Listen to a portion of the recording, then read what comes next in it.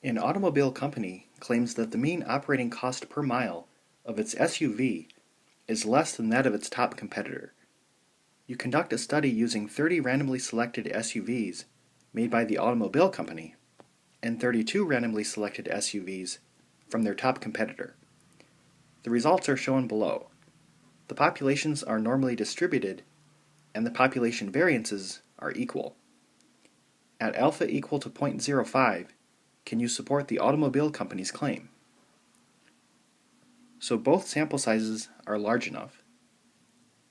The claim is that mu1 is less than mu2, so we know this is the alternative hypothesis.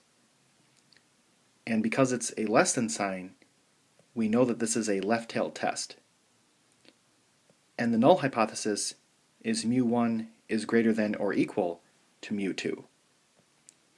So alpha is 0.05, x bar 1 is 0.52, s1 is 0.05, n1 is 30, x bar 2 is 0.55, s2 is 0.07, n2 is 32.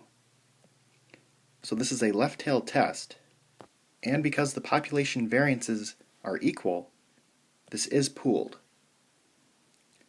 So let's do the two-sample t-test.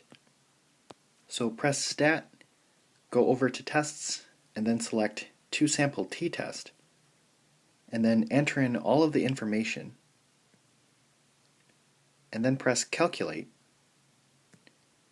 So t is negative 1.930, and the p-value is 0.0291.